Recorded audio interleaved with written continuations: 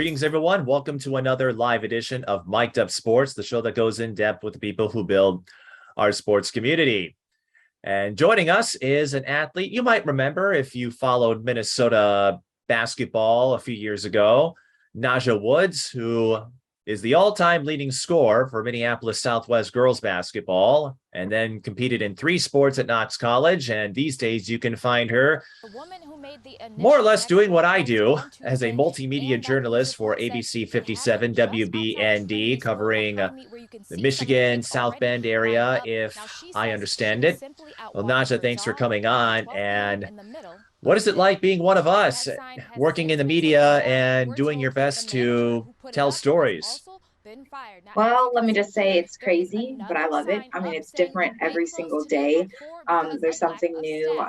What I like the most is making an impact on the community and basically giving a voice to the voiceless.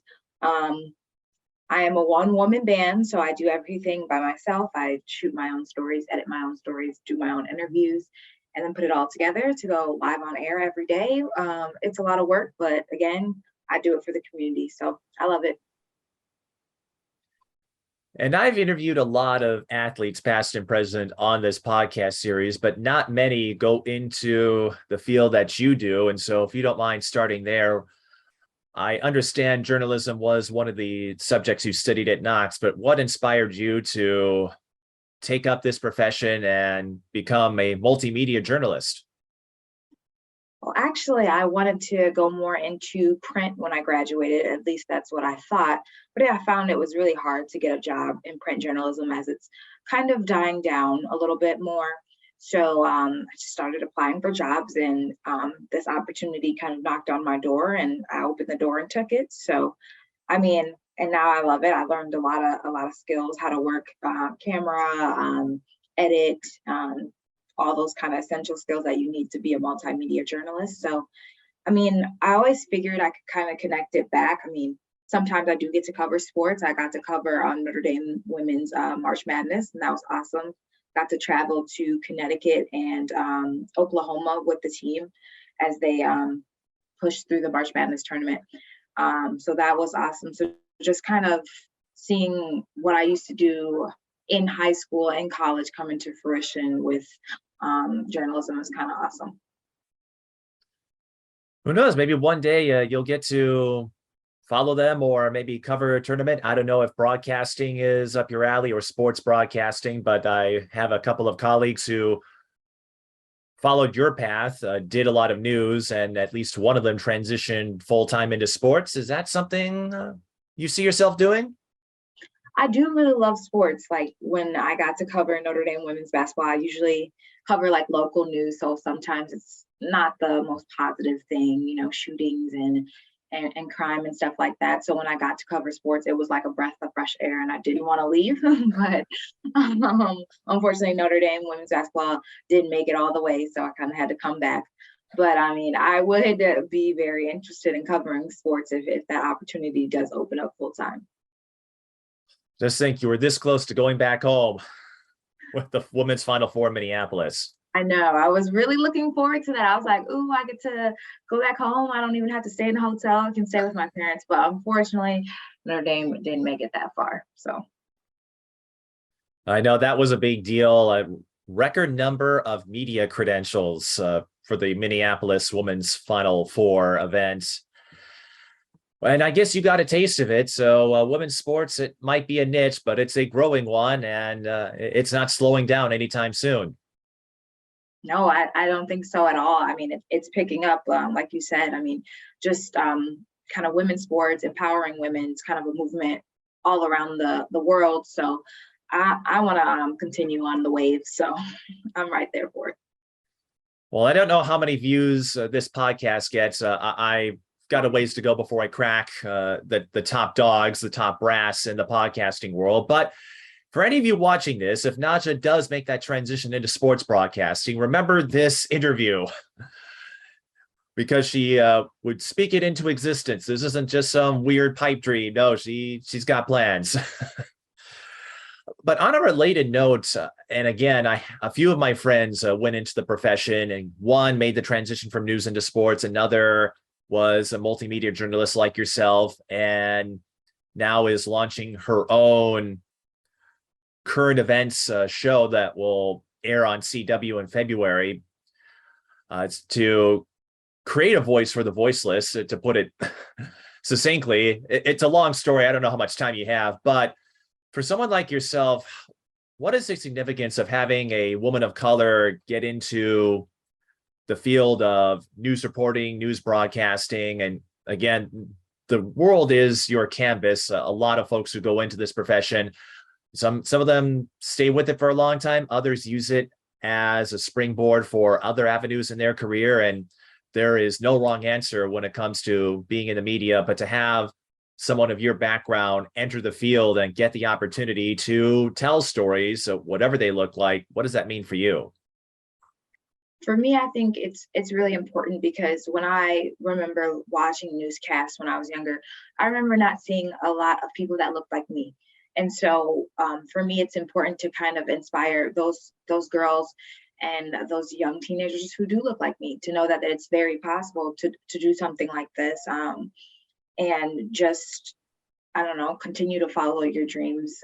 Now we see a lot more representation, and that makes me very happy. So when I see myself on TV, I always know that I'm not just doing this for me. I'm doing this for maybe some little girl who never saw someone who looked like me, dark skin, woman of color, curly hair. So just kind of being that inspiration for the generations to come, because I know I didn't really see too much of that. And I'm glad that now we're seeing more of it. So I just kind of want to continue on with that. What's that old saying? Be the person you wanted to see when you were younger? Yeah, definitely. And I feel like I'm trying to be that as best as I can every day. And I'm seeing more of that representation on air. For example, at my own news station, when I started reporting, I was the only Black female across all the news stations. And now I think there are maybe three, there are at least four. So I'm really, really happy about that. And we may circle back to that as this conversation continues, but this is a sports podcast. We like to highlight the oral history of people in sports, past and present. And so that's how I met you, even though I think we only crossed paths once when you took part in that Inner City All-Star Classic event, if you remember that all those years ago. But you were an accomplished athlete at Southwest. So what gave you that first itch to get into sports, in particular basketball? That seemed to be the one you performed best in, but what led you to take up sports? Kind of my dad. He always had us active. I have an older brother and a younger brother, so we were kind of always in the gym. He played basketball, just like for fun and stuff, never in anything organized like in high school or college, but he just played basketball for fun. So we would always go to the gym with him, and my older brother played basketball, and I wanted to be just like him, do everything that he did. So obviously I just had to pick up a ball and kind of went from there. Figured I was pretty good at it, so just kind of stuck with it throughout my life. Well, I have to ask you, Naja, who would win the scrimmages if you wanted to do everything your brother did? And as you grew in your skill set, and I'm sure he knew a thing or two, who won the majority of those one-on-ones? My older brother still won. He's a lot more athletic than I am, so I tried my best. And my little brother, he's 6'4", so right now he is, so he would beat me too. But I mean, I put up a mean competition. So your little brother is 6'4". What happened there? How did they get all the height and you didn't? Well, it's just my little brother. My older brother is just a little bit taller than I am, so it just missed me. That's okay. Made up for it in other ways. I was going to say, I imagine, I don't think your brothers could put out a story as smoothly and as quickly as you can. You can't. That's what I got over him. So you are the premier storyteller in the Woods household, at least for now. I'm sure if they wanted to, they would be fine storytellers themselves. So you got that. I know. And I'm the only girl, so I will always have that. And of course, we tease a little bit. There's more to it than your stat line. But what did you enjoy most about competing as an athlete at Southwest? I know in basketball, Southwest is usually stuck in the section with Hopkins or Wayzata, and it seems like every year a lot of the other schools that have accomplished athletes, and I've seen Southwest a couple of times over the years, but they almost always get overshadowed because you have the Hopkins train. Wayzata has a long lineage in basketball over those last few years. But what did you enjoy most about being an athlete and getting to represent Southwest?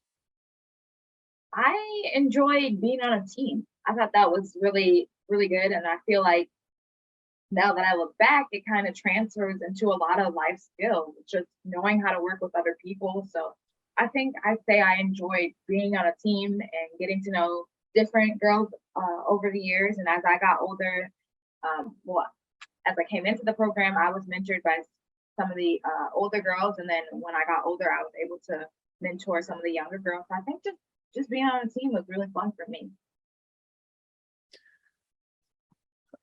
And along the journey, how do you think you grew? You mentioned how playing in sports helped you with communication, helped you with teamwork, which is something you have to do. Even as a one-woman band at ABC 57, there's still a team you have to collaborate with, whether it's producers, editors, etc. But along the journey, how do you feel you grew and evolved as an athlete and as a person? Even though Southwest maybe didn't get those state tournament runs, it sounds like you're grateful and you still came away with a lot of values that maybe wouldn't have happened if you didn't take up all the sports you did. Yeah, I think like you mentioned, communication was a big one. I think I learned how to be a better communicator because in basketball, you can't help but communicate, even though we weren't the best. Obviously, you still need that critical communication. So I think it just really taught me some of the lifelong skills that transition, like you said, into everyday life: communication, teamwork, knowing that it's not just about you, that other people are depending on you and you're depending on yourself. So you're doing this for you, but you're also doing this for a bigger purpose, which is a team. At work, you're putting together the story for yourself, obviously, and maybe the people that you interviewed, giving that voice to the voiceless, but you're also doing it for your news station so that you guys can be the best, have the best presentation on here. So just a lot of those lifelong skills that I really appreciate. I like to make jokes and say that I can always tell the people who might have played sports or been on teams when we get into like the real world, the job world, because I'm like, you don't have really good communication skills. I can tell you never were on a team before, or those people that were on a team before, I'm like, oh yeah, you were definitely a team player. Like, I know you played sports growing up. All right, Naja, based on that observation, I do have to tell you, I was not athletic enough to play competitively, but how would you assess my communication skills up to this point? I feel like they're pretty good. See, I'm saying like you don't have to play like organized sports as long as you played on some form of team or just play pickup even, like rec games, intramural, stuff like that. I can always tell like the people who maybe weren't on any kind of team, or even if it's like in a choir or in a theater or something like that, that's still like communication. So you're good. Well, my claim to fame, to a point in high school, was speech team. I was a speechy. So I was one of those crazy people that would get up early on Saturday mornings to attend meets, and broadcasting just kind of fell into it, something I always wanted to try out. But there's another activity.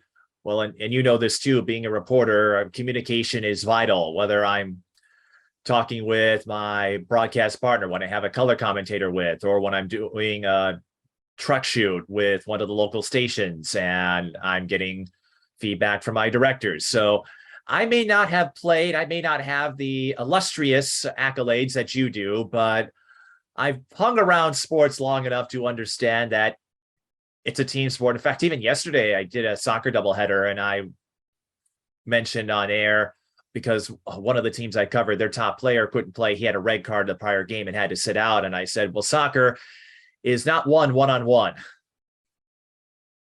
That's very true. I mean, anything that you do, I feel like in life, you're going to kind of need other people. So maybe if you have those strong foundations, even if it isn't an organized sport, even if it's speech team or it's just that foundation of learning to work with other people and learning to work with them effectively.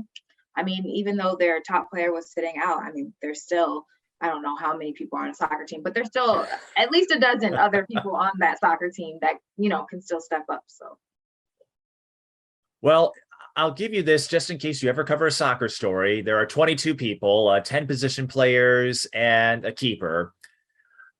So it's the same number of people as American football. They just don't tackle each other as much. But no, there is a lot of sets, teamwork, things like that. And the team in question, by the way, Cretan Durham Hall, they got a big win yesterday without their top players. So, and I think I said, well, they're going to learn a lot about themselves, win or lose. And I said, if they can get that win, it's going to say a lot about how far this team could go. And so handling adversity is something you dealt with in sports, and I'm sure you've dealt with that in news.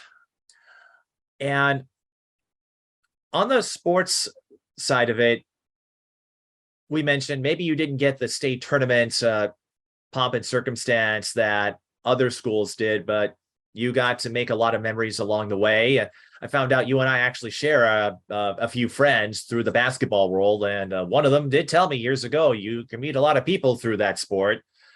And along the way, you also set the school record, which still stands for Minneapolis Southwest girls basketball. So, Naja, whether it was AAU or high school, who were some of the people that you got to meet? Maybe some of the memories you got to make, if you get what I'm saying, and then to find out that you set a record, that you have a piece of history at Minneapolis Southwest. What did you enjoy most about that? yeah, like, I mean, for example, it's just so interesting to see because some people stick with basketball throughout college and even make it to the WNBA, like Mia Coffey played with her several times. So, I mean, it's just kind of cool because now that we're adults and you kind of look back and you're like, oh my gosh, I remember playing on them with my fifth grade AAU team, and it's just now seeing them. Some are mothers, some are in other careers, so it's just kind of cool seeing everyone's journey along the way, and everyone chose kind of different paths. So that's really neat. And in regards to holding the record still, I think that's really cool. Obviously, I wanted to make my mark on Southwest on high school basketball, and I feel like that's just one of the examples of how I did so. Was that a specific goal of yours to go after a record like that, or what did you have in mind when you suited up at Southwest for the first time, as far as goals or objectives you wanted to accomplish? I think it was just going out and playing my best every single game. I mean, I knew like what we had on our team, and I knew what my specific skill set brought. So kind of maybe like stepping up a little bit. I mean, I knew we weren't like the premier team. We were no like Hopkins or anything like that, but just, I mean, kind of knew what I had to do every game. So, I mean, still getting my teammates involved, but still realizing that, what skill set I had and what I can contribute. So And I know you and I spoke over the past week as we were setting this up. You play point guard, but you are in the same graduating class as another Minneapolis product in Chase Coley. And I understand there were some memorable battles between Southwest and Washburn in those years, as Chase turned into a fine player herself and parlayed that into a college career at Iowa, played overseas for a couple of years. So going off that, Naja, who did you enjoy playing alongside with most, and who would you say was the toughest competitor you had to face? I don't even know if I can remember. That was a long time ago. But like you mentioned, I mean, Washburn, Chase, I know she blocked my shots a couple times. She was a really tough competitor. It was always finding a way. She was long and lean, so always finding a way to. I mean, I'm not the tallest player, obviously, playing point guard. Always finding a way to kind of get one up above the competition. So obviously, we played them. They were in our conference, so we played them at least two times a year. So I would say, like you mentioned, Chase. I don't really remember a lot of the other people, I'm going to be honest. My memory isn't the sharpest, so but yeah, just Washburn. I'm trying to even think back of some of the other tough competition in our conference, so I can't even recall. But yeah.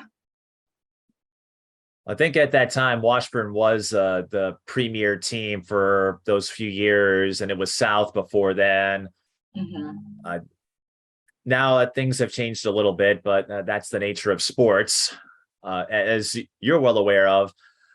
And you mentioned, I didn't know you got to play alongside Nia Coffey in the youth AAU circuit. Were there any other players that stand out? I know it was a few years ago, and I wouldn't say you have the worst memory or anything like that. It's just focused on making sure you get your stories submitted for air. But what were some other players that you recall playing with, whether it was high school AAU, where you look back on it and go, man, that was fun? Yeah, so I remember playing alongside with TT Starks. I played with, she was a little younger, but I kind of got to see her development, which was really cool. Nia Holly, players like that. Trying to really think I got to actually play with Nia Coffey and her older sister Sydney. So that was pretty cool to see all that. And then my younger brother played with their younger brother Amir, so that was really cool. So just kind of names like that, playing alongside a bunch of different girls, and I'm sure I'm leaving so many out. To Noah Wade, so just those kind of players, and then you develop like friendships in addition. So it's pretty cool. Well, maybe one of them will see this and drop a remark to help you jog your memory. I don't think anyone would hold it against you. In basketball, especially now, I've covered AAU for a couple of years. I covered the high school beat for over a decade. It becomes a blur. You play in so many games, and you in AAU, you sometimes never know who your teammates are going to be, depending on who's available. So I think people will understand if you don't remember every single teammate. But Nia Holly, I do remember her. I saw her at Hopkins a few times, and I'm going, she can ball. And then I find out years later, she actually was following my broadcast coverage, including when I started. She was a big Taylor Hill fan, and I'm going, I might have blushed a little bit because I find it a little strange. You sometimes forget this, and maybe you've run into this being a news reporter, Naja, where you don't always know who your viewers or your fans are, but they all, they see you every time you file a story. They see me whenever I'm on the air. So there's a lot of people who know you, even though you may not know them. Yeah, I do. I find that all the time. Like I just did a story, the last story I did, someone, I was kind of walking away and someone said my name, and I just was like, how did they know my name? And then I had to, it was kind of a full circle moment, because I'm like, oh yeah, duh, like I'm on the news every day, and obviously we say our names appear on TV every day, so it's just kind of cool. And I had a conversation with them, and just they're like, oh, I watch the news just because of you. And so that's kind of cool, like knowing that people know you and they follow your work and they like your work, and they tune in every single day just for you. So that's really cool. You've got a fan base there, Naja. You've got your I own little mean, fan club. I have a couple of fans, so maybe one or two. No, just kidding. Maybe one of them remembered you from those days at Knox, or maybe one of them followed you at Southwest. Maybe. I had something similar happen last year when I covered an AAU tournament. And as we're wrapping up, I'm waiting for my ride, and a kid recognized me and goes, "You're Mike Peanut. I watch all your games on YouTube." And I'm like, oh, that's right. People can watch my stuff. Right. Because when I show up and do a game, that's it. I just go home, don't think anything of it, because for me, that's my job. I'm not in this to promote myself. I'm here to provide that window. My form of storytelling, probably a little different than yours. I prefer more broadcasting than news reporting, but we're still out there doing our job. And I get the vibe neither of us are doing it to put ourselves up. So when people recognize us, we're like, oh, that's right. We're out here. True. Yeah, I'm like, oh yeah, that makes sense. So I mean, that's cool. It's cool that we definitely have that in common as well. Just a pair of unwilling, maybe that's not the right word, but unexpected celebrities. I guess that's the way of putting it. Yeah, for sure. We just kind of fell into it. There is something I wanted to touch on too, because as you said, getting the chance to make some history at Southwest, when did you sense or get a feeling that you were in position to get that school record? And if you recall, when you set that mark, when you broke the pass mark, what was the reaction, the feeling, the mood when you knew you had a piece of history at Southwest? Ooh, asking me to really dig deep back into my memory. I don't know. I just remember feeling a sense of pride. I was very proud to, make, like I stated earlier. I mean, my goal was really to make my mark, but then I also had to realize, like, I didn't just do this by myself. I didn't just do this by my own hands. It was my teammates who helped me as well. And I think that once they even saw that I was close, they always tried to make sure, obviously, I was the point guard, but once the ball got out of my hands, that it got back into my hands, so I could really, make that history, set that history at Southwest. So, I mean, just really feeling proud of myself, of my teammates, and that we kind of did it all together. It wasn't just me. So that was pretty cool. And as we noted, that record still stands. And who knows, maybe someone will make a run at yours. But how do you think that accomplishment highlights the difference you can make whether or not you make a state tournament? Like you said, yes, you knew Southwest was going to be an underdog in sections compared to some of the marquee players. But again, your name is always going to be in that record book. And whoever breaks it, they'll have to catch your total. I think it's 1,700 points. It's a lot more than I could ever get in a game. But what do you think that says about your ability to make a difference? So whether you play for a perennial like Hopkins or whether you got to do your thing at Southwest? I feel like obviously everyone wants to play on a winning team, but even if you're not on a winning team, you can still, like I said, make your mark wherever you go. It doesn't matter. So just, I mean, realistically, did I think we were ever going to make it to state? No, you know what I'm saying? But I mean, still going out there and trying your best every single game, every single time you lace up, every single time you put on your uniform. So really just trying your best, and hey, you never know, you could hold the record for most points scored. So Well, I don't have a detailed list of who might be in position to go after your scoring record, Naja, but I did get to see a little bit of history at Southwest last season when one of their players set the all-time single season 3-point record. In fact, I think she broke her own record. and what So player was, I have not been Virginia following. Johnson. Okay, I have not been following that. I wouldn't expect you to. It's hard to keep up, still following my college and high school and my current job. So I don't keep up as much as I should, but that's pretty cool. Good for her. Virginia Johnson. Well, you have your priorities, so I think we'll give you a pass there, Naja. Thank you. Most of my work involves covering the high school beats, so it makes sense that I would have a little more historical knowledge because for the time being, that is where most of my opportunities are. So yes, I'm going to look into that maybe a little more than you might. But Yeah. you're busy forging your own path, just like you did when you were a high school athlete. So let's not sell yourself short here. And I know you talked about wanting to be like your brother when you were little and making your way through. And as you were developing as an athlete, and you can include your brothers or your family, this can be anyone. Who were the people you idolized? Who was the athlete or individual or team? It could be anyone. Who did you want to be when you grew up, when you were a full-time athlete at Southwest?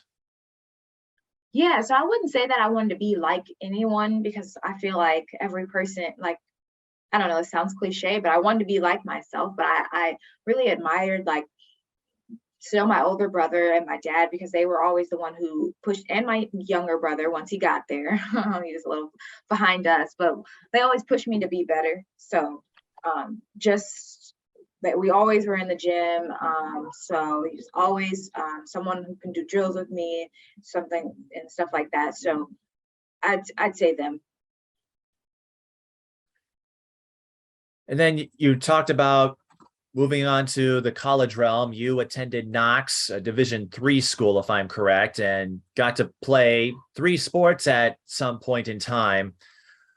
What was the recruiting atmosphere like for you as far as the number of schools and offers you were receiving, and what led you to make the move to Illinois and play for Knox College? Yeah, so I don't think I got as many offers as I would have liked. I got a few D1 offers, but I didn't really, they weren't as good of schools as Knox, so I kind of chose academics over basketball. Basketball was obviously something first, or excuse me, something that came second. So I always like to say I was always a student athlete. Student always comes before athlete. So it was the best academic choice all around, even though it was D3. So it kind of allowed me to still carry on my passion, but also focus on academics. And it allowed me to still play two other sports. So why did Knox stand out for you? You mentioned the academic program. What specifically attracted you to play for a Division III school out in Illinois? I know a lot of Minnesota athletes, when they go the D3 route, they'll usually stay within the state. That's quite a jump for you. It's always a transition, of course, when you go from high school to college, but you're going to, a small school, D3 school, and you're doing it a couple of states away. just kind of wanting to explore something other than Minnesota. I always feel like I'm an adventurous person when it comes to like traveling. So kind of wanted to explore, a couple of states over where I'm not too far away from home, but I'm still kind of far away from home, maybe allowing me to gain some of that independence. So I think that was a big factor as well. And what did you learn about yourself balancing three sports? That's something that is easier to do at smaller schools, and even at the D2 level, the structure isn't as rigid as a Division I athlete has to go through. But there's still a big time commitment, a lot of time management when you take up three sports. I know it's a big deal when athletes take up two sports in college. You decided to give tennis, track, and basketball a go. What did you learn from that experience of being a three-sport D3 athlete compared to being a three-sport high school athlete? It was a lot more focused on time management, that's for sure. I know I also had a work study job in addition to all three of the sports. So I'm just really put emphasis on time management. Some of it was realizing that maybe I can't go hang out with my friends because I need to do my homework because I know that I have practice and that's going to cut into my homework time. So, or maybe my studying time for a test. So just kind of making those sacrifices and really nailing down on time management. I think that was the biggest thing. And what else did you feel you learned about yourself with that experience? Again, getting to play multiple sports. A lot of folks will stick with one and that's fine, but you got to change it up. I help people emphasize playing more than one sport in high school so you don't get burned out. You took that concept to the college level. How do you think that helped in your evolution and progression as an athlete and a person? Yeah, I feel like each sport kind of got me in shape or taught me a skill that I could carry over to the next sport. Like, obviously, running track, I was in shape for basketball. I felt like when I ran the floor that I just could keep on going. So that was always nice. And it was just like, even the footwork for basketball kind of got me going for tennis. So it was just, I felt like each of them kind of aligned, which was really nice. And plus, I really wanted to play tennis because we were traveling to Florida. So that's that's another reason why. So I mean, there was some kind of incentives behind that, but hey, took advantage of it. Got a trip to Florida. We went to California as well, so that was pretty cool. So that was your motivation to play tennis, It was. to go to some southern states or warmer climates. It was. They were short players, and I had played, and they offered me a free trip to Florida. So how could I pass? I couldn't.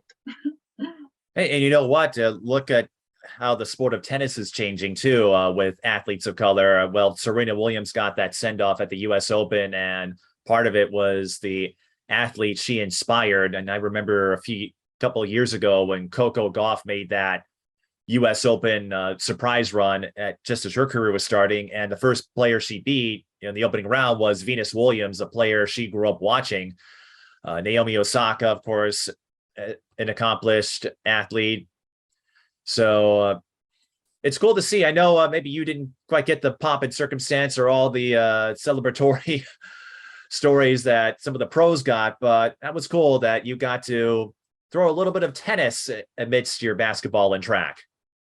Yeah, it's really cool. And like you mentioned, it's really cool to see the evolution of sports, especially the sports that predominantly aren't usually spaces for folks of color. So it's really good to see kind of the evolution, especially with in female sports. And you know what? Maybe it prepares you if you end up covering a Grand Slam event, or if there's a connection at your current station or wherever you decide to go. And if they call you up and say, hey, who here is familiar with tennis, you'll be ready to go. Exactly. I mean, that's kind of how I got the opportunity to cover Notre Dame women's basketball. It was, oh man, because our we only have one sports reporter and he was following the men's team.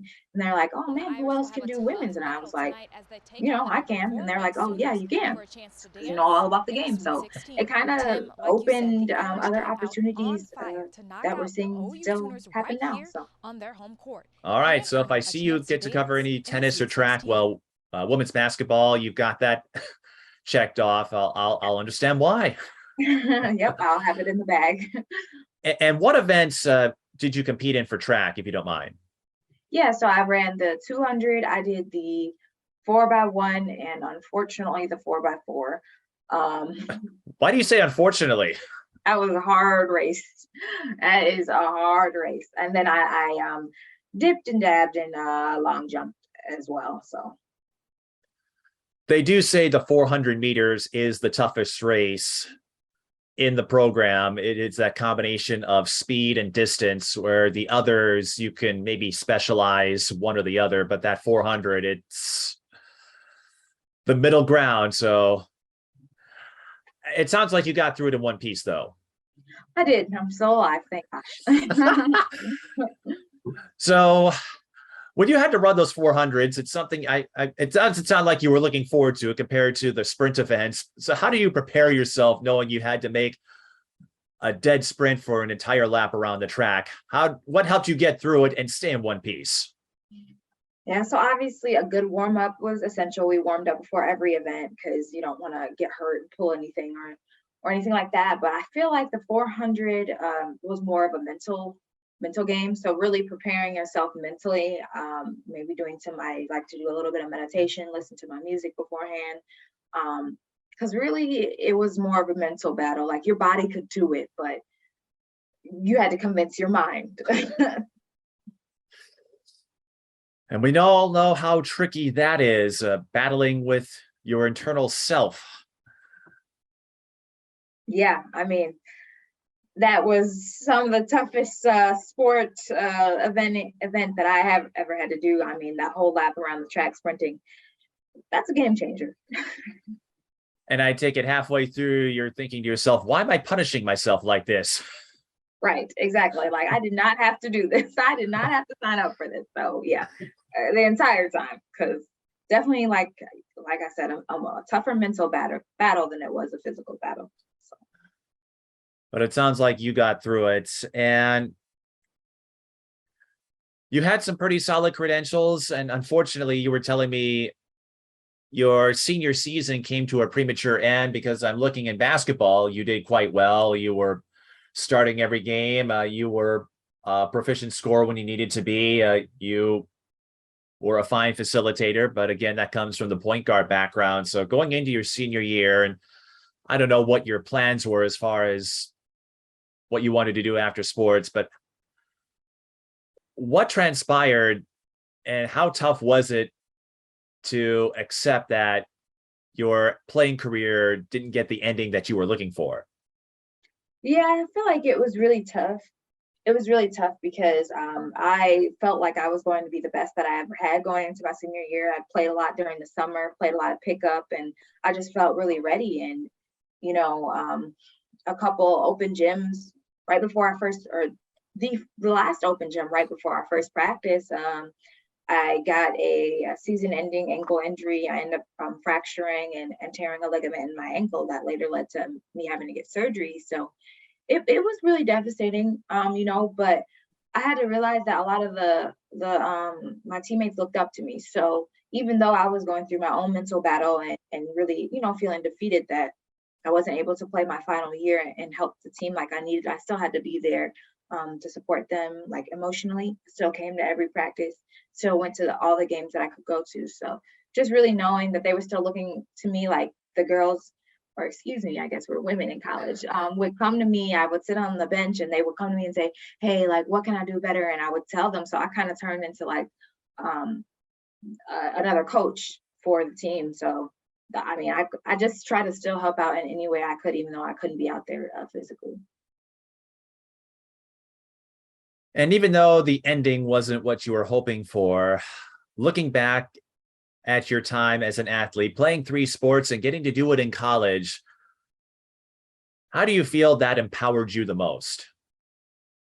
Yeah, it wasn't the ending that I got, but I was really grateful for all the memories that I made and the connections and the skills that I kind of got playing 3 sports. Obviously, there was so many different personalities on each team, so that was kind of cool to kind of be immersed in those 3 different sports and 3 different teams, 3 different personalities, 3 different coaching staffs. So, it was just really cool because we had to battle adversity on every single team. So, just really kind of learning more about how to get through that. I feel like it kind of transitioned into lifelong skills.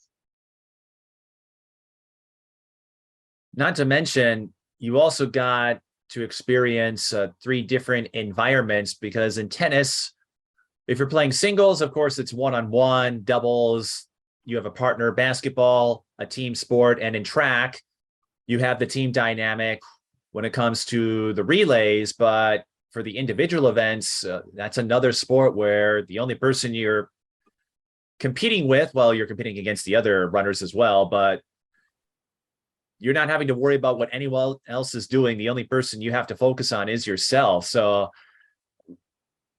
how do you think that helped you in terms of self-sufficiency, where you had to fend for yourself in those individual sports, and then in a team sport like basketball, you were not only a scorer, but you also were the facilitator. You had to keep an eye out for your teammates, for your opponents, and just watch a lot of moving pieces. Yeah, like you mentioned, each sport there was a different dynamic. So I just feel like playing each different sport and with each different dynamic, it kind of made me a more well-rounded athlete and a well-rounded person as well. Because obviously, you're still a person at the end of the day when you're playing all these sports, beyond athletes. So I feel like it kind of made me more. It kind of really kept me grounded and more well-rounded overall. After you got your degree and your college education was finished, what stood out about journalism that led you to take on this journey? I know you started as a producer before you added the multimedia portion to your background, but I don't run into too many athletes who decide they want to get into news writing and reporting. Yeah, so I don't know, just really being able to, I always loved writing ever since I was in high school. So it was kind of funny because my senior year high school English teacher, she had us write letters to ourselves for where we would like to be 5 years later. She kept the letters and then sent them to us 5 years later. And I got my letter a few years ago, and in that letter it said, I hope you get into journalism, you get into sports, and you become a sports reporter. And this is actually around the time when I was covering Notre Dame women's basketball. So I just thought that was really cool. And I'm not technically covering sports all the time, but just really news and kind of giving a voice to the voiceless, like I mentioned before. I felt like that was always kind of like in the future for me. So just really fulfilling that is pretty cool. Just seeing all the skills that I've learned and how they've transitioned, the skills that I learned in sports and how it's transitioned into the journalism industry and into the broadcasting industry, I think it's really cool. Giving a voice to the voiceless, you've mentioned that theme repeatedly throughout this conversation, and that is I think a big reason why a lot of folks get into it. Was there a moment or a situation that inspired you to be that voice for the voiceless, as you put it? Because it sounds like that plays a big role in what you do now. I don't think there was a specific moment that I can recall, at least. I think it was just like over time. First of all, um, I was a producer when I first started, like you mentioned, for 2 years. However, I felt like I couldn't get out into the community and be that voice like I truly wanted to be. Um, I think, well, now I think about it, there was kind of a specific moment.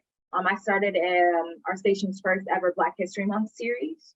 So just after that, and the first time I started it, I wasn't able to go out and do the stories. I was just kind of facilitating the stories. And so I think maybe I really wanted to be on the other end where I was able to go out and talk to those community members and tell the stories. So that made me want to push to be a reporter even more, because that was going to give me the platform to do that. So that was kind of like the turning moment for me.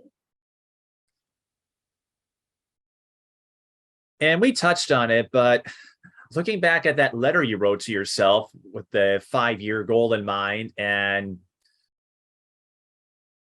being able to accomplish it. And I know sometimes career plans can change. If the last couple of years have taught us anything, is that the only certainty in life is uncertainty. We don't know what the next 5 minutes will bring. But having that inspiration to be a voice for the voiceless and having that plan, that mission to become a journalist, to live out that vision of yours and see it manifest. Who knows how long this will go, but how cool is that, where that 5-year letter you wrote to yourself, at least in some parts of it, I don't know how much of it, I don't know how accurate it completely is, but a big element of that plan is coming to fruition. How cool is that for you? I mean, I think it's super cool. Like, I teared up when I read that letter that I had written to myself in high school, because it's like, you really had plans for yourself. And although I'm not sticking to them fully, some of the aspects have come into fruition. And I just thought it was a really full circle moment. And it was a really an emotional moment. And I don't know, it just really made me stop and think, like, I'm really proud of myself for the things that I wanted to do when I was younger. And now I'm doing some of them. So. Well, I don't plan on asking you what your next 5-year plan is. I don't know. Don't. You know, well, and one reason, and I joke about it, yes, the pandemic really changed the game, but one of the broadcasters I admire, Ernie Johnson, who I think is one of the classiest individuals in sports broadcasting, he did this series on The Athletic where they talked to sports broadcasters, and one of the questions was the 5-year plan. And he was the one who said that it would be a bit precocious to think that far ahead when we don't know what the next 5 minutes will bring. And, I certainly still have goals of my own, but I've kept it simple, where my mission is just to get a little better each day with my broadcasting work, whether it's picking up a new vocabulary term or picking up on a formation I didn't see before, and building up the ground game. Because who knows, we might have to deal with another pandemic. I hope not. But I don't have this thing or this idea where, like, oh, if this doesn't happen in 5 or 10 years, then I'm a failure. There's a lot of unpredictability you have to manage. And I presume you understand that, being a news reporter, whether it's covering a breaking news event or having something unforeseen occur with the story you're working on, or even getting there and back. So I think this world, this profession, when it comes to media and journalism, I think it teaches you how to ad lib if you haven't done so already. Yeah, I totally agree. Excuse me. I totally agree. I mean, just really the pandemic and this industry, it really showed you that the only thing that's certain is uncertainties, because you never know what's going to happen. I mean, things are developing rapidly every single minute. So just really kind of going with the flow, handling adversity, and like you said, ad-libbing. It's important. And so, like I said, I won't ask you what your next 5-year plan is, but what are some paths you see yourself, whether it's continuing news reporting, maybe moving up the ladder of stations, or using it as a platform to do other kinds of work, whether it's in sports or other community activities? Where do you see this job as a multimedia journalist for WBND? How do you think that will serve as a springboard for your career, wherever it leads you? Yeah, I mean, if I stay in news, which I'm hoping to do at least for the next few years or so, hoping to move up the ladder, like you mentioned, get to a bigger station, and kind of really just getting an even bigger platform to give that voice to the voiceless. So maybe inspiring other people to do the same, inspiring the younger The generation Civil Rights Heritage that's Center was still purchased by to Indiana University come. So back in I don't know, 2020 and to help hopefully, maintain the center. even if I It's don't stay in open to news, students using these and the public, skills and leaders say it to serves as a transition place into of something else reminder that of the still really collaborative serves the effort by community. so That's my many biggest goal. to turn So a past injustice into a new Well, there's a justice few for things that I everyone. always like to include in this podcast as a way to put my guests and viewers at ease. It's always a little fun as well. So, looking back at your time in athletics, Naja, what would you say was the most exciting moment and your most embarrassing moment?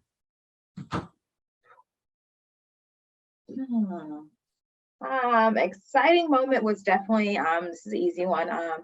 Breaking the record for most points scored. Embarrassing moment. Oh my goodness. I'm sure I've had a lot to really narrow down. I think I've shot at the wrong basket before in a high school game. That's probably what I got for now, what I can remember. So yeah, I mean, it's nothing too crazy, but I made it too. So I was for sure thinking like, oh my gosh, another, 2 points for us. But no, it was 2 points for the other team. So that's probably the most embarrassing thing I got off the top of my head. That's up there.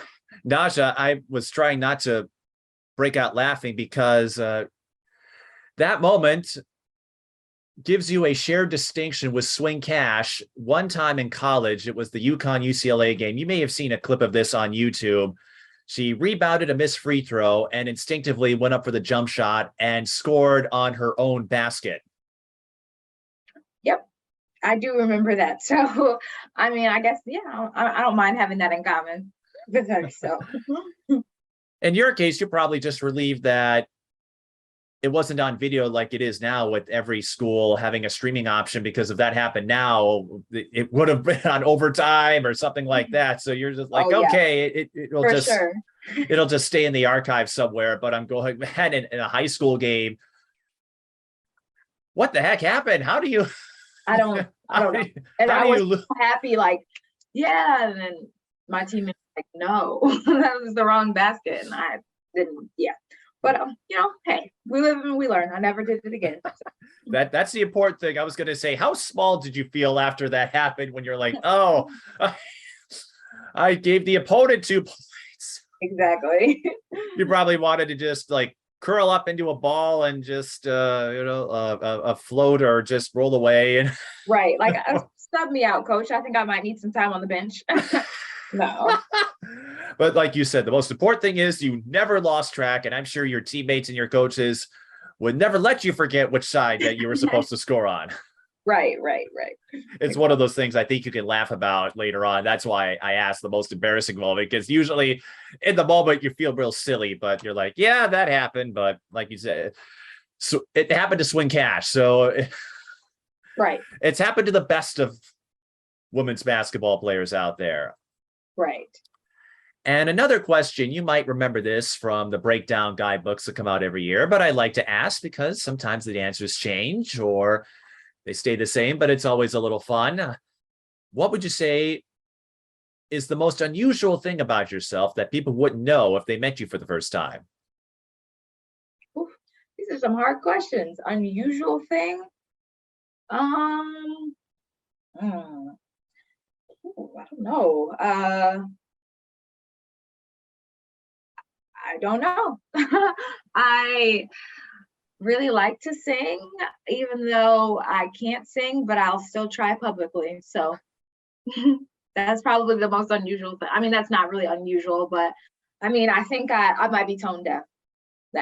That's unusual. But I'll try though. It doesn't matter. So yeah. Well, fortunately, sense of tone, I don't think is a prerequisite for getting into news. So you can be as tone deaf as you want. It's not. Well, another answer that you wrote in one of those breakdown books, and I'm curious to see if this is still true, but all those years ago, I had a copy from one back in the 2010s. And I can't believe back in the 2010s, that sounds crazy. That's a whole nother story. But you wrote in one of those books that you like to color, and your favorite place to color, or your favorite venue or area, was coloring books. I don't know if that still stands, but that's something you wrote all those years ago when you were an athlete at Southwest. I don't really color anymore. I do like a little maybe like paint and sip, where you're like painting, sip a glass of wine or something. So yeah, probably not coloring anymore, but I mean, if the opportunity did arise, I would still color.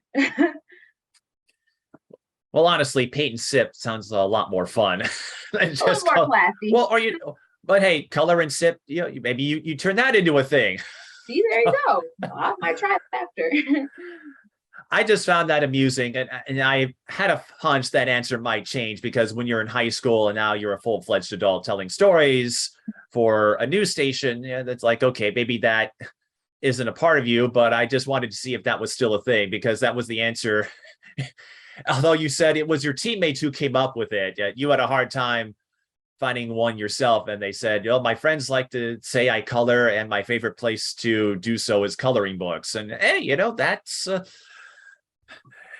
the world is your canvas, whether it's a coloring book or a canvas. When you do, I didn't know you would take up paint and sip. I didn't know that was a thing. Well, I mean, who knows? Yeah, I mean, I just tried a lot of new things during the pandemic to keep myself entertained. So. There are worse things you could have done. So I think paint and sip was a fine choice, because, and if it makes you feel any better, I say this, my go-to answer for most unusual thing about myself: I have a photographic memory of fonts, and I can replicate entire network graphic templates from sports broadcasts going back to the 80s. So I can recreate entire looks from the 80s up to the present, simply because I memorize what font they're using most of the time. Oh, wow. That's cool. See, I would have to really I couldn't do anything cool like that. That's awesome. Good for you. I have yet to meet anyone else who has that talent. Yeah. And actually, I did an all-star event. They don't have the Intercity All-Star Classic anymore, but Crystal Flynn, I don't know if you remember the name, she took up an event. She does a lot of community work in the Twin Cities, but she started her own event, the Triple Threat Showcase, and she has those shoulder games, or those support games. So she has the senior game like any other all-star event, but she added support games for the younger classes, where people as young as 6th grade and even some younger ones could compete. And I've covered that event the last couple of years, and I'm thinking, how do I make this interesting with 4 games? And I'm like, you know what? I'm going to just throw this out there just to have a little bit of fun, to see if anyone else picks up on it. So I have 4 different eras of sports graphics presentations, or sports network graphics. So like the first game, I go to the 80s, then the 90s, and I guess ESPN did that too for their NBA 75th anniversary. They did a retro style broadcast. So that's where it comes in handy. That's pretty cool. So you have to teach me. Oh, I'd be happy to. We'll have to figure out how to bridge the distance, because I still live in the Twin Cities. You're all the way out in South Bend. Yeah. Well, with technology, anything's possible. Oh, all right. Well, maybe you and I, the next time you get an off weekend, we'll set up a Zoom. I don't know how this will be useful for you in any capacity, but if you want to have some fun, maybe you do a retro story or kind of a turn back the clock story for ABC 57, or if you go into sports broadcasting, I have no idea how this would be of any use to you, but I'd be happy to show you. Gotcha. All right. Thank you. And although I said I would not ask you to write another 5-year plan for yourself because you already went that path, I am going to flip the script a little bit, considering everything you've experienced, whether it was working your way through 3 sports at Southwest or Knox College, making history at Southwest as the all-time leading scorer, having to chart a separate course when you had to sit out your senior year due to injury, and then using all of that to chart a course in media to become that voice for the voiceless. I don't know. I'm going to set a record for the number of times we've mentioned that phrase. With everything you've experienced up to this point, what would you tell a younger version of yourself? I would tell a younger version of myself that you'll face a lot of adversity in your life, whether that be sports or in your personal life. But again, just keep on forging forward.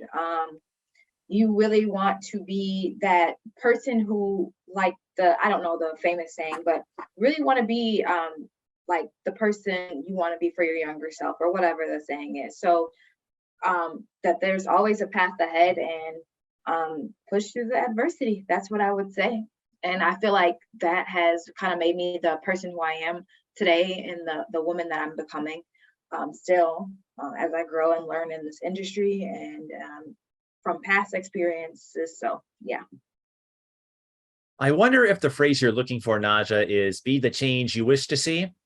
Yeah, or just be kind of like who you are now, be that person for your younger self.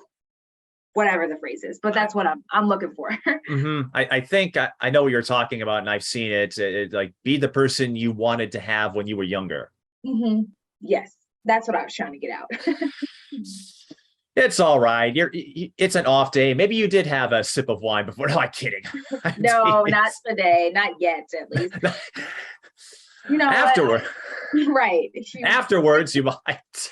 Right. You would think I didn't have to say words every day for a living. No, I hear you. It's tough. And even though my preference is more broadcasting, I did the news route. Again, I was on a weekly show for a few years, and I actually got a taste of it in college. I took news producing and writing, so I got a sense of that grind and having to do those quick turnarounds with packages and things like that. There is a challenge. The one thing I noticed from your reel, and this is something I never did when I was on the show, and I think part of it was, since I never knew what story I was going to tell until I had all the material, I never did a stand-up because I was thinking, like, all right, I don't want to pigeonhole myself into a specific angle when I don't know what the story is yet. And it's not like I didn't have something in mind, but I'm thinking to myself, well, ideally, people are tuning in to see them, not me. So I'm not the star of this story. That is another unusual thing about myself, is that I seldom record stand-ups, and not because I'm afraid of them or hate them. It's just I don't know what story I want to tell yet. And so I don't want to try to force myself to dance around this line or two when I want to let this develop organically, if that makes sense. Yeah, that definitely makes a lot of sense. Unfortunately, with my job, we have to do them every day with our live shots. So kind of get the assignment, but that definitely makes sense. And again, I'm not opposed to it, and I'm used to doing stand-ups when I'm covering sporting events with the Open, and you introduce yourself to the audience on camera. So it's not something I resist doing. I just have a hard time finding a way to make it make sense. But who was it? I think it was Marty Smith, who is a longtime sports reporter. He does work with ESPN, but did a lot of work in NASCAR as well. And he noted to another reporter at a college football game that the hardest part of the job is the stand-ups, because you're trying to think of something short, succinct, that gets to the point right away. I don't know if you agree with that, Naja, but I'm curious, what is the most challenging aspect when it comes to crafting your own stories? Yeah, I wouldn't say the stand-up aspects for me are the hardest part. I would say just making sure you get all the pieces together. And obviously this is news and we work under deadlines every single day. So getting all the pieces together to craft the best story that you can.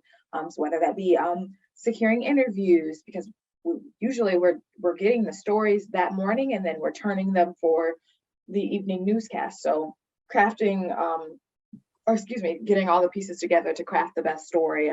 Usually the hardest part is securing interviews and availability with, you know, folks every day. And yeah, turning that around to make it on time and create the best story you can.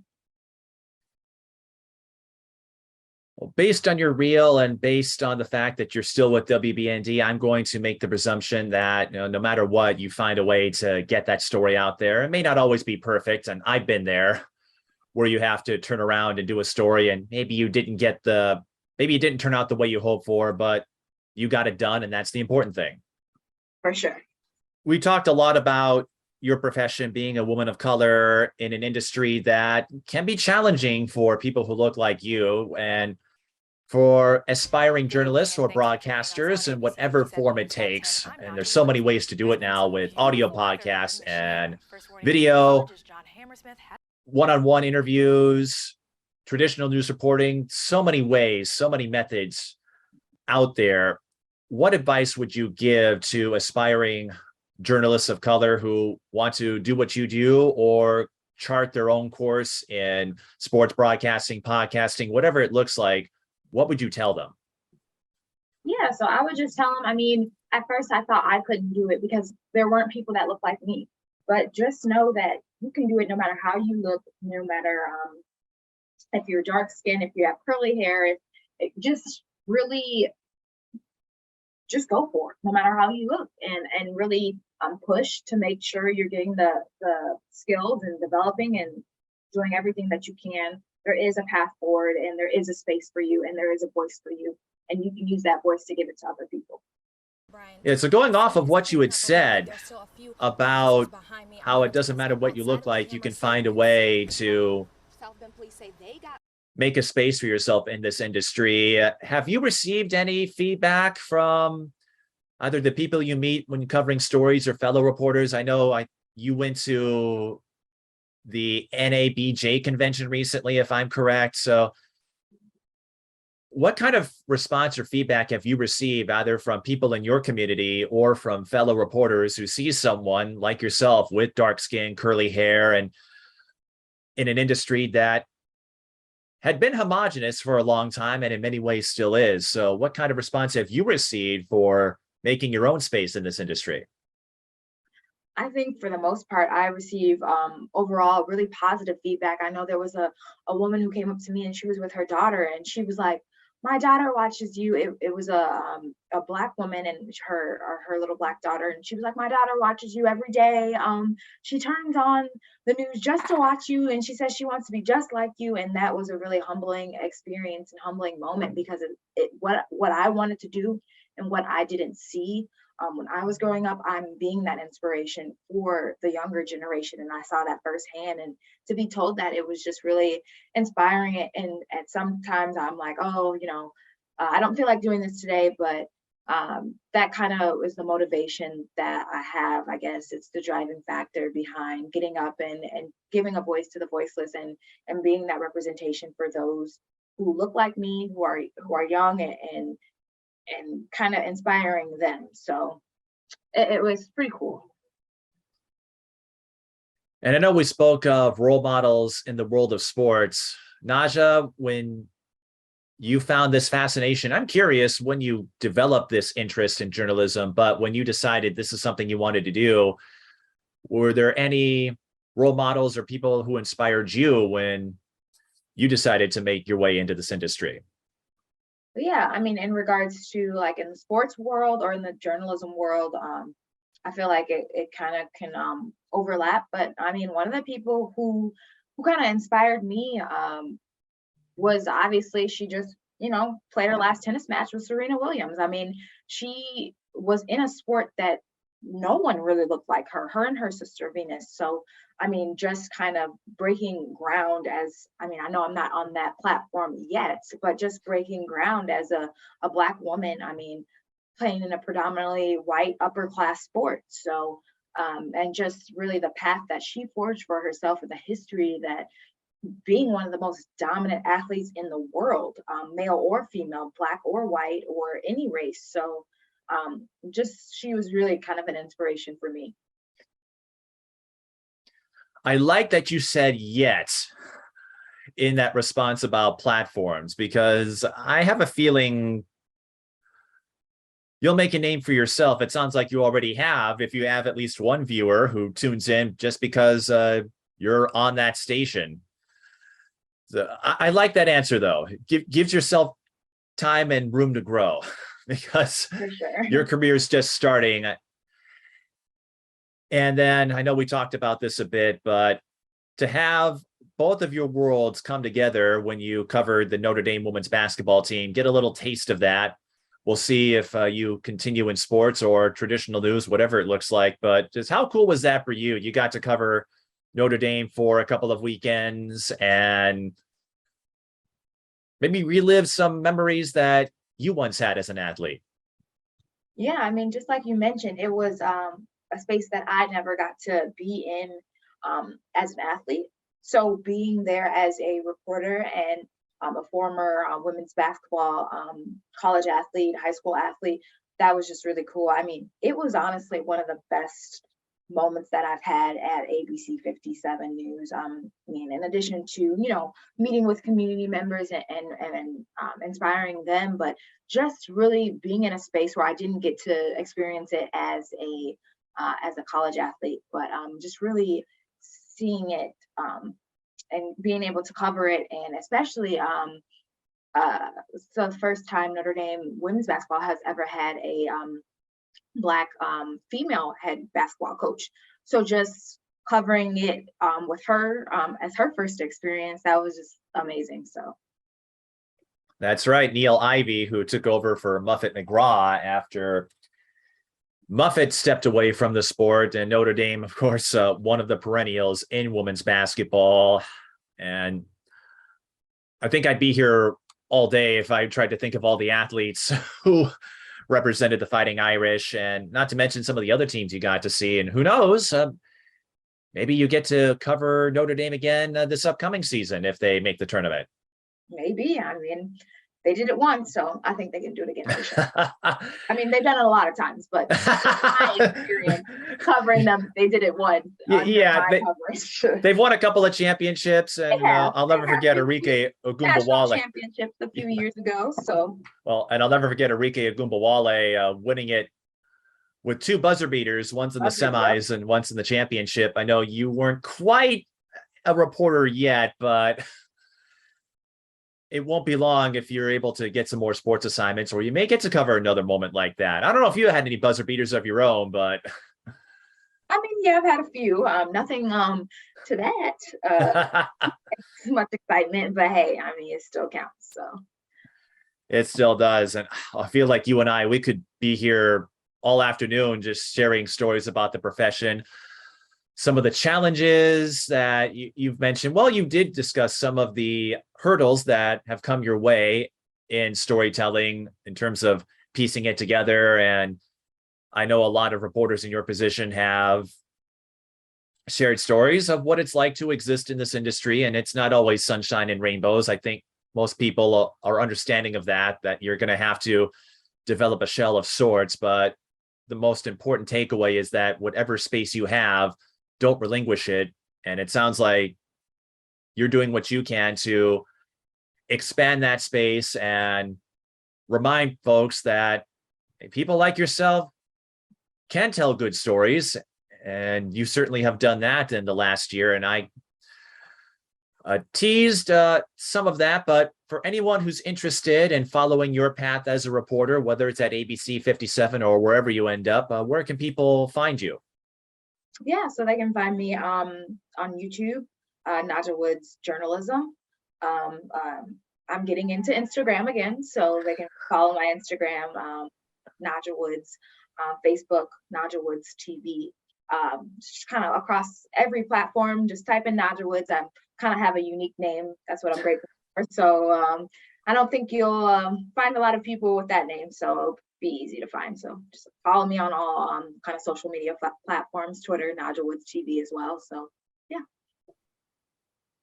Naja, up to this point, you are one of only 2 people I have ever met with that name. And the other person I met has a slightly different spelling in her case. It sounds the same phonetically. So it is a less common name, but covering basketball as long as I have, I guess I'm used to it. I do go it in. Growing up in St. Paul, I still live in the metro area, that you're going to meet a lot of people who don't look like you, and that's fine. Because my job isn't to care about what you look like. I'm there to tell you who wins, who loses, what happens, and share a few stories along the way. But ultimately, I just do my best to be myself no matter who I talk to, because the athletes, past or present, deserve that much. And I don't know. I'm wondering, have there I got myself tongue-tied there. If you've had, have there been any maybe fun or unusual misadventures? Because you mentioned your name is not the most common one out there. So I'm thinking, has anyone had trouble pronouncing it? Oh, all the time. It's like you just literally how it's spelled, just say it how it's spelled. I think people think it's because it's unique, they want to put some kind of unique twist on it when they pronounce it. No, just go with how it's spelled and then you'll be okay. I've heard Naya, that's a big one. Just Naja, just all kinds of things. So not too crazy, but once I say it, people usually don't forget it. So that's a good thing about it. And it helps that you're in an industry where you identify yourself in just about every story. Every story. Yep. Tag out on Naja Woods, ABC 57 News. So every day. So there's not much of an excuse for people not to know your name. Exactly. And it pops up on the screen too. So yes. I know. Well, I knew how to say it because I remember you introduced yourself to me when I did the Intercity All-Star Classic. And when I do All-Star events, I have the players come on and introduce themselves because I know, hey, some players might have a big game, others might not get a basket. So like, I want the audience, even if it's just for a few seconds, I want the audience to meet these players and give them a taste of that big moment. Because if you're taking part in an All-Star event, that's how I met you all those years ago. That means you did something special, whatever that looked like. And even for regular games, if I see a name that I go like, uh-oh, if I don't ask ahead of time, this is going to trip me up, I'll ask the coaches or sometimes the players. And I did this national all-star event, and there was this kid from South Dakota who's now in Texas. And Jakalenga Winantanda is how you say her name. But when I saw it, I'm going, okay, I better find out how you say it because I'm probably not going to get this right the first time. I definitely wouldn't have gotten that right. So I'm glad that you do that. Well, and that's something, if you decide to go into sports broadcasting, it takes just a couple of minutes, but it can go a long way. I used to be a WNBA beat writer, as you know, and sometimes you run into that frustration, whether it's the Agumekes or other players who have names whose origins maybe come from another country, which is fine. But it's one of those, okay, I think for that all-star event I talked about, I told the organizers maybe next year, have a phonetic guide to go along with it, because there were a couple of names that I missed and I felt bad, but at the same time, I was organizing all the intros and trying to make sure the broadcast side of it was going to be up to spec. So it's one of those, you can't kick yourself over something you didn't know. But yes, when you said it's say it how it's spelled, I'm going, oh boy, I could have seen maybe like a Naja or a Naya. A Naya, I guess I can understand that too with the J. And I'm like, uh-oh, it sounds like you've been through that once or twice. Yeah. Well, this is Naja Woods of ABC 57, and we want to thank you for taking some time to share part of your story with us. Like I said, I think we could be here all afternoon if we wanted to, but I do want to leave some room for the next interviewer who decides to feature you on their podcast series or whatever platform they have. I want to give a little bit because if we told everything about you, there'd be nothing to look forward to, right? Exactly. But you can find her on ABC 57 News and wherever she goes in that career. I can't wait to see what that next step looks like for you. And I just wanted to thank you for taking some time because, again, I only met you once and it was just for a fleeting moment, but you decided to reach out because I'm going, Naja, I remember her. She was that kid who scored a lot of points at Southwest. And I think it's safe to say you've done a lot more than that since then. Yeah, well, I appreciate sharing my story. It's kind of interesting to be on the other side of the interview. Usually I'm the interviewer, so it's interesting to be the interviewee this time around. But I appreciate you reaching out and setting this up, and it was really nice to share my story, and hopefully it inspires some other people along the way. So thank you, Mike. And you know what? It's a good practice run for the next time someone approaches you for an interview. It very much is so. You'll be I'll be a little bit more prepared. I would like to think so. Well, Naja Woods of ABC 57 WBND, thanks again. And hopefully the stars align in such a way where we can cross paths, maybe in person, but virtually works just as well. And who knows, maybe we'll find you in the broadcast booth someday if you decide to take up sports. For sure. You never know where life is going to take you. So hopefully we'll cross paths. And again, thank you for doing this. Naja Woods, once again, the graduate of Minneapolis Southwest Knox College, and again, a multimedia journalist at ABC 57. If you live in the area, you can tune in locally. If not, you can find her stories online. In fact, she has a pretty lengthy list of them on her profile page at ABC 57 News. And if you have a story you'd like to share, just visit us on social media at The Mike Peden on Twitter or Instagram, or by email tsvtelevision@gmail.com. As long as you have a story, we're happy to share it. So until next time, thanks for watching.